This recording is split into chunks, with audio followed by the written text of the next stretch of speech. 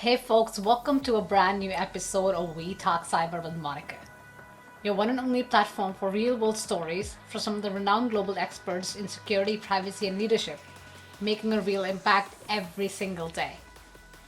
If you wish to the real stories directly from the source and learn and understand what does it take to build a personal success story, what are some of the biggest challenges within security, privacy, and leadership that we face today, and what can we do about them?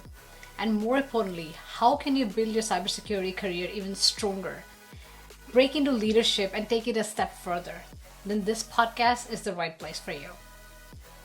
So before we hop into the episode, make sure you subscribe to my YouTube channel, Monica Talk Cyber. You'll find all my videos there, including my podcast videos. And if you love listening to podcast audio, then please tune in and subscribe to We Talk Cyber in your favorite podcast app. Do it right away so you don't miss any of these amazing stories and conversations. Shout out to today's sponsor, Simply Cyber. If you're interested in more technical security content, then check them out. So let's hop right into the episode. This is We Talk Cyber with Monica.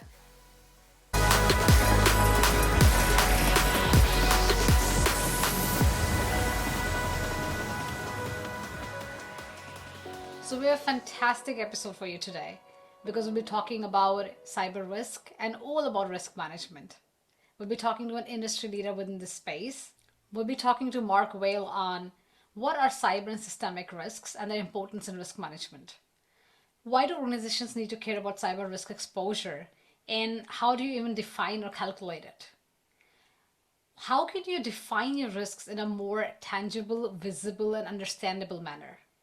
What are some of the key elements to effective risk management and communication around it? What are some of the key elements for effective integration of cyber risks within enterprise risk management and accountability? So if you want to hear about all these and more, let's meet our guest right away. This is We Talk Cyber with Monica. Hi Marc, how are you doing? Welcome to the podcast show today. Hi, Monica. Thanks for inviting. It's quite an honor, and looking forward to discussing and hopefully bring some ideas to the audience. Lovely. Thank you for coming on the show today, Marc. Really an honor as well. Let's just start maybe defining what is cyber risk and what is it, why is it really important as a part of risk management for an organization today? First of all, cyber risk, it is important, but it's very subjective because everybody has a different perception of what risk in cyber means and what are the different components of it. But in view of the fact that more and more media are reporting on a more frequent basis about incidents or things that have happened in cyber and on the internet with organizations, large and small, people are concerned, and especially executives get more and more these questions about the topic. And actually, I follow the World Economic Forum, the Global Risk Report. It's been the 15th edition this year.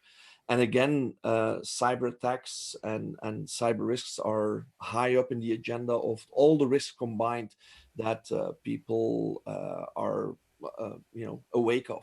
And so in that sense, it is a difficult to grasp topic because everybody, of course, can have a different perception, and having that a little bit more objective is a challenge.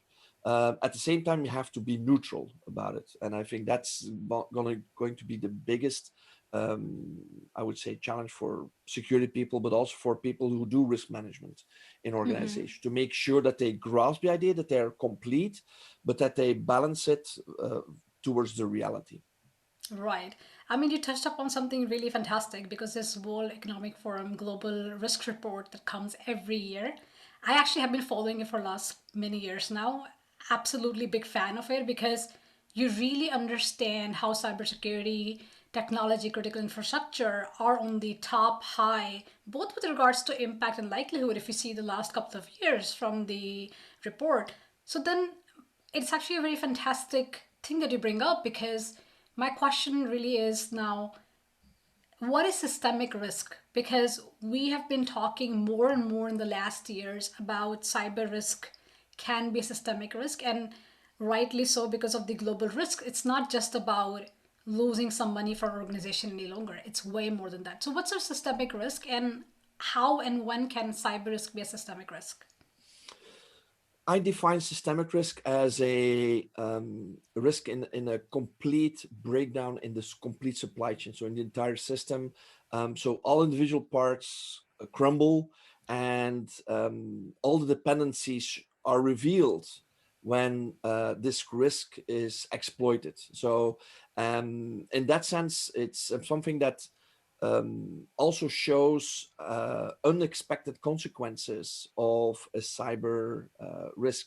But systemic means it can be sudden, it can be unexpected, and the likelihood can build up over time. It doesn't have to be a big bang, it can be really crawling, and the impact is huge, and it covers the complete supply chain, and it produces, in some cases, large failures in systems.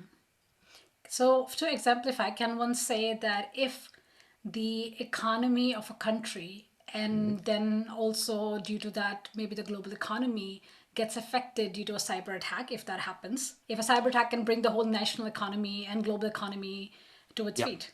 Yeah, it's if your critical infrastructure is touched with a kind of an attack or a risk that reveals itself, and it brings down a complete environment in that country, then you can talk about the systemic cyber risk, and especially if it's cyber related, like an attack on the financial system or on the utility system Or health, or on the for healthcare that matter. system. Yeah.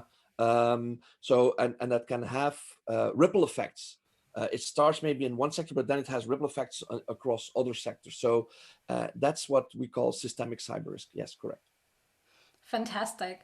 So, what is actually cyber risk exposure, and why should companies care about it?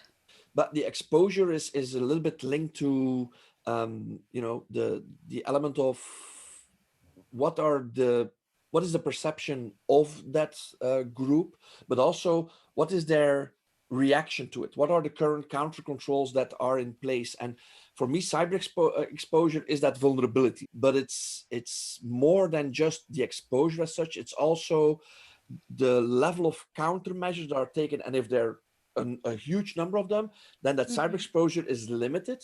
If there's only a few and they've left a lot about, then that cyber exposure can be huge. The only problem is it's not visible. You don't see it. It's not a physical thing. You only see it. It's digital, and that's for me the biggest element of explanation to do to people who are not aware of. They don't see it. So that's for me a biggest element in cyber exposure, and they it is connected to that analysis versus reality, and I think that's important. So that cyber exposure is always there. Risk zero does not exist. We all agree on that. But you have levels of where do you want to accept until what point. And I think the biggest of the most important element here is make it visible. So make that invisible world visible. One, two, make sure it's understandable. Biggest challenge for people who are not technology aware or not have not the same skill set.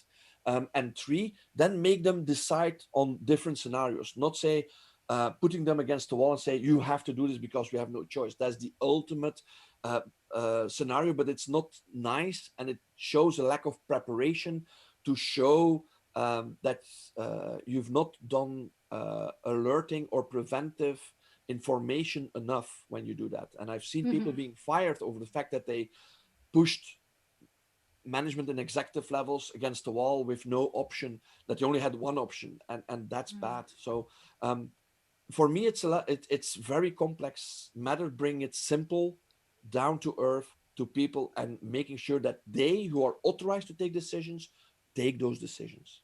Right. I mean, you touched upon some very important critical points here, which one could say are the success criteria, basically, the way to implement an effective cyber risk management. Because I've spent many years now implementing cyber risk framework as a part of enterprise risk framework in the companies Mhm. that I've worked either in as a head of risk management or in my CISO role. And for me, it's natural. But there's so many organizations that we see even today where cybersecurity risk management or cyber risk management, it's not considered as an enterprise risk. And This whole integration part is quite critical, I believe, but companies still struggle with that. And the other part that you touched was communication. So, what recommendations would you give for organizations that are maybe SMBs or don't really understand? How can they integrate cyber risk into enterprise risk, and how do they communicate better? Yeah.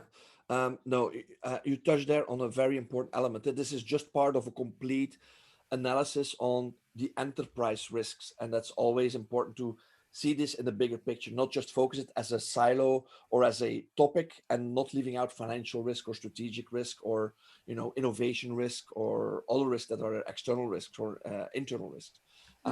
So it's part of the enterprise risk management picture, one. Two, it is important because if you align in that approach, you can use the same quantification models in terms of likelihood and impact and current controls. But having that measurement across the whole organization or the whole industry, for that matter, aligned will help decision makers to really say measuring it at the same scale is important. I see often that the language and the scaling is different, or people don't understand the scale, and that's already the biggest flaw. If and also the biggest recommendation for CISOs to really explain what this risk is. And a CISO doesn't determine the enterprise risk. That's the risk manager or the risk officer. So having that communication with the risk officer, if there is one, for SMBs, it is the managing director or the owner of the organization who can then be advised or guided into that unified scaling and make it simpler, not 20 grades, but between 4 to 6 grades maximum in likelihood, in impact, and in current controls, and give the opinion not just by one person but by stakeholders involved. So if you have multiple people, the more people you bring into the room, the better you have an overview of what everybody thinks. Um, in my experience, if people can do this anonymous, this voting, you have the best results. If you do it in plain discussion, the person with the biggest power will kill everybody else's opinion. So having that accurate measurement and scaling in place, defining what you mean and doing it objectively. And it's a difficult job. You have to exercise it and be open for that feedback. Oh, I didn't understand it, so I think I did understand it. That's not good. So having it clear cut. So and also if you define it, another recommendation is make sure that the risk is scoped clearly. You know that you what is high risk versus critical or versus medium or low. And in a lot of our evaluations, see low, medium, high, critical. But what does the difference mean between a critical and a high? It has to be tangible. So examples help here, and using examples of what happened in an industry or in a competitor or a supplier company or even a customer can make it more realistic for the person who has to, give an opinion on that cyber risk. There are two things that I want to follow up on that, what you're saying now, because I think they're quite critical for audience to understand. One is the whole tangible, objective part of it. I usually do a lot of like public speaking as well in talks, and when I do, and I talk about cyber risk quantification, my intro slides are usually it's a punchline that I use, which is the risk I took was calculated, but man, I'm bad at math. The reason being, that's usually my punchline every time I start with talking about risk quantification, because we have been doing risk quantification in the finance sector and for other types of risks, financial risk, organizational risk, so other enterprise risk for many decades. This is not new. But when it comes to information security, when it comes to cybersecurity, this is something that people don't even want to touch. They're so Mm, scared of it. And so, two questions there. One, if you can explain a bit to the audience, why is cyber risk quantification important? What's the value of it? Why should mm, they care about it? And two, what would be some recommendation and tips for how they can do it without too much overhead? yeah. Um, oh, I'm a big fan of keeping it simple. So don't come with the uh, when I lecture on cyber risk and I give them the whole overview of risks, it's depressing for a lot of people. Like, whoa, so many risks. How on earth am I ever going to manage that? So trying to cluster it in groups is an important element to make it a little bit more understanding. Also, translate that risk to a business impact or to their world, finance, supply chain, procurement, HR, IT. Another element, of course, is then making sure that you have this prioritization, that you see that the group anonymously has voted. And now with these voting tools, it's very easy to do that. You have this kind of maybe scatter diagram, but you see that the trend is that most people are there, or they're there, or they're slow, or and then you see that the majority of people have voted for this, and that's important. And the other people learn. And if there's one odd one out, you don't want to, break the anonymity. But if somebody wants to say why he or she is the odd one out, they can do that, and maybe then they can revert to their voting position. But having that prioritization and that, I would call it, trying to objectivize this subjective feeling is important. And finally, also make sure that the end result is something that people say, oh, this is very concrete as a list, but now we have to create actions to make sure that the risk becomes solved. And unfortunately, as always, one of the options we have to take into account is, Mark, it's very nice, but we accept the risk. So we will not this year do something about it. We feel comfortable unless something would happen that would make change our mind.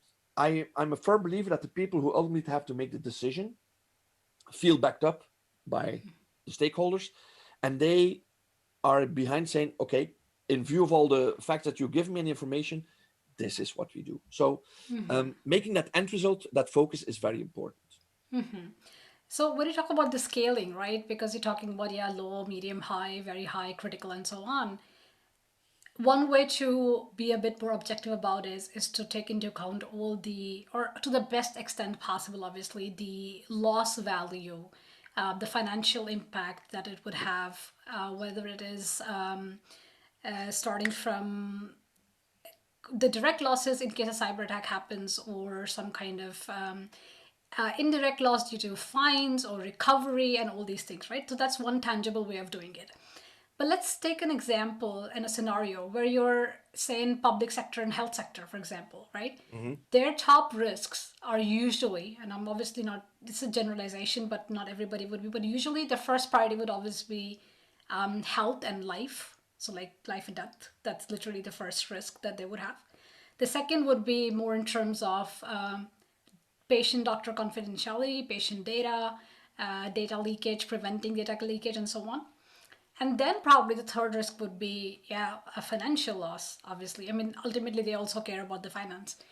For organization like that, why should they care about risk quantification? And how can they quantify? What is the value that risk quantification brings for such an organization?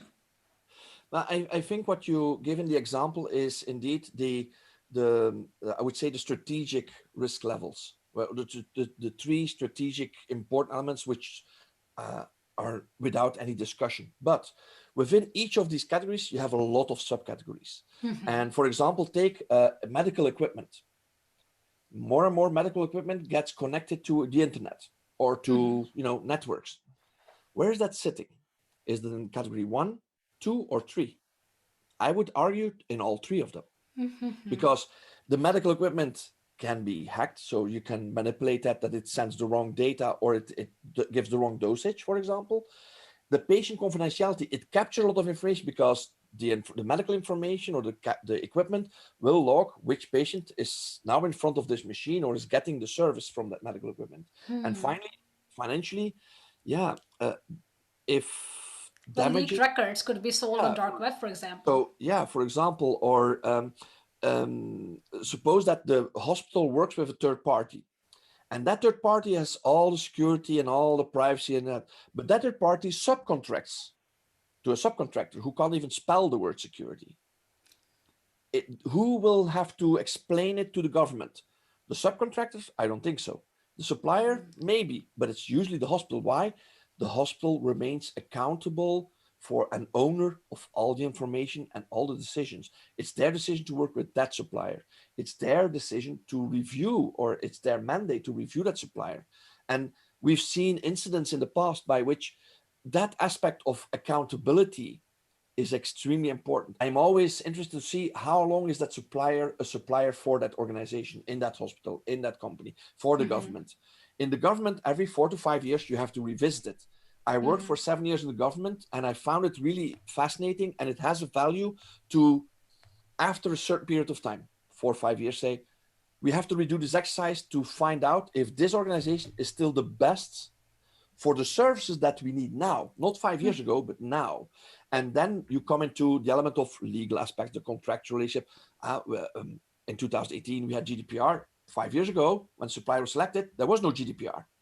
So how does that Correct. influence the selection process of your suppliers, of your employees in training? So mature organizations in terms of cyber risk management have a process in place in which automatically they include this in the procurement. So procurement is sometimes seen as the people who try to bring down the price and just do some legal thing. No, they're very valuable, just like every aspect in organization. But procurement is important because they can help you pinpoint what are the privacy risks. Have you reviewed the security risk?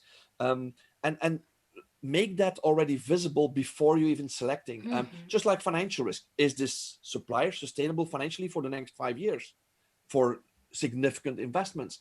So finance is there too. I mean, the CFO sits on the procurement board, just like the risk officer should be, and security and privacy. Sure. Mm-hmm. I mean, there's a couple of things that you mentioned here. One is about maturity, helping the organization be mature.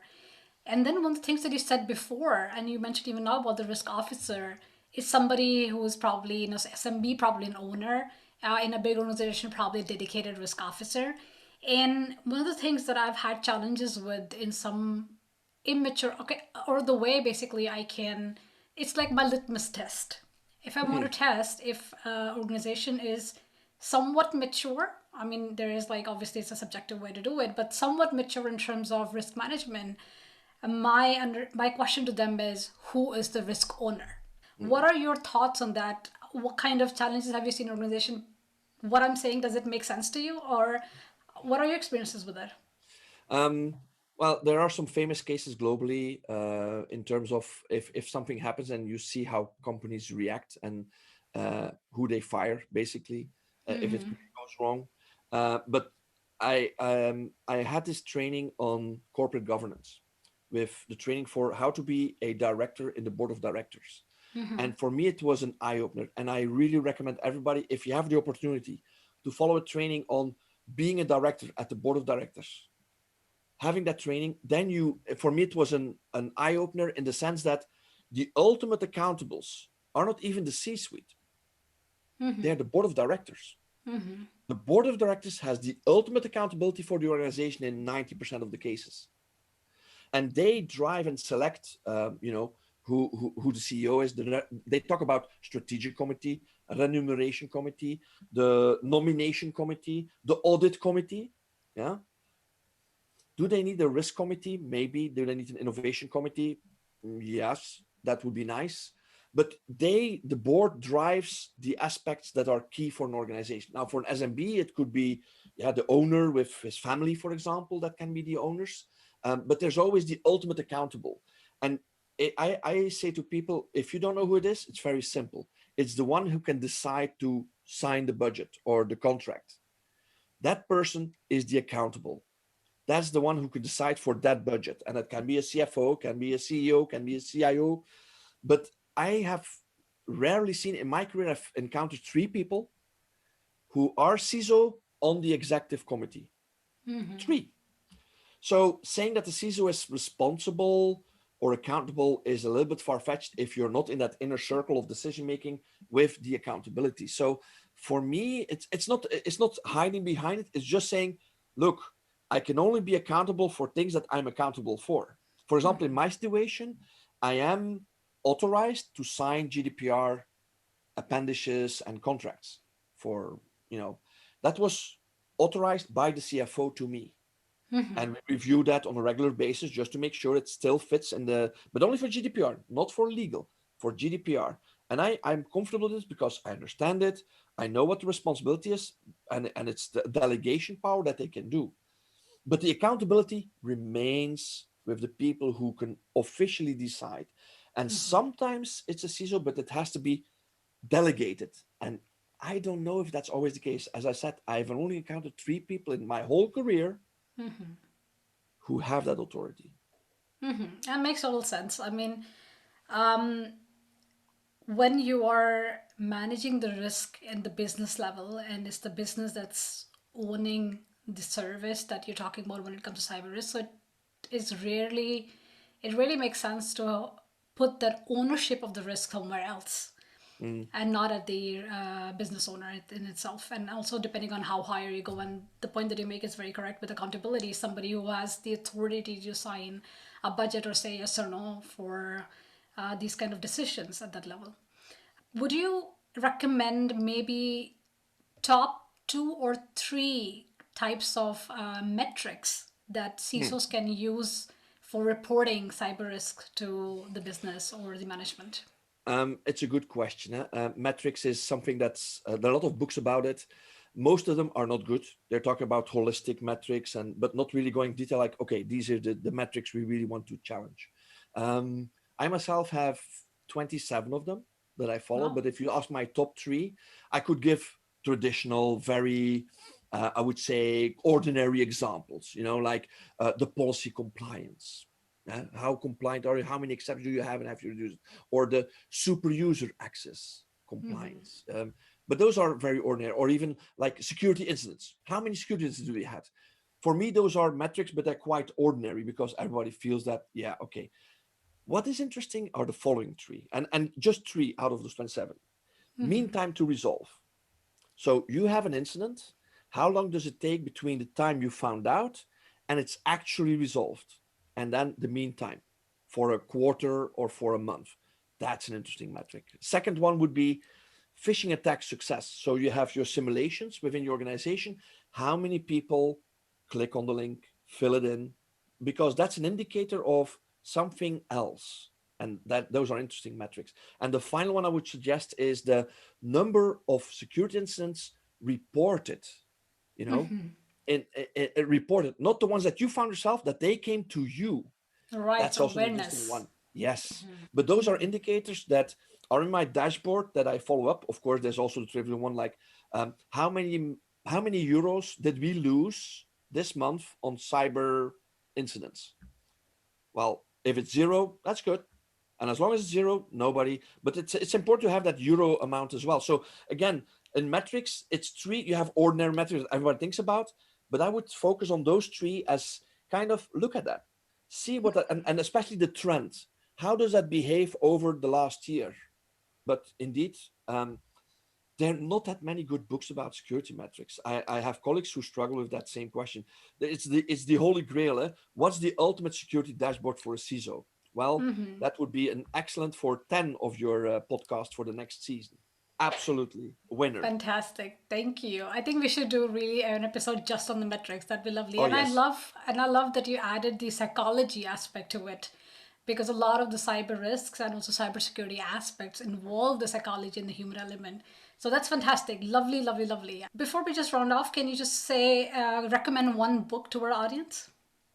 As you see, I have a lot of books in my desk, but there's one that I found very interesting that I read in one day without stopping. Is this one, "The Darkest Web" from journalist Eileen Ormsby, and it's about 3 parts about the darker, and darkest web, and it gives me some insights on scenarios that you say, okay, this is real and can be confirmed, but there's scenarios that are not confirmed, and that's also good. So, but it's a really fascinating book. It's by a journalist, and it's based on real facts. So it's a story that she tells with all the threats she got and so on. But definitely highly recommended on the list for this uh, upcoming season. The Darkest Web. Thank you. Lovely. Such fun conversations, Mark. Thank you so much for coming on the podcast show today. It was lovely having you on the show and talking about all the important aspects of cyber risk. Thank you, Monica. That was today's episode of We Talk Cyber with Monica. I'm your host, Monica Verma. I'll be back with more amazing conversations, amazing topics, fantastic guests. So until then, take care, stay safe, and keep tuning in.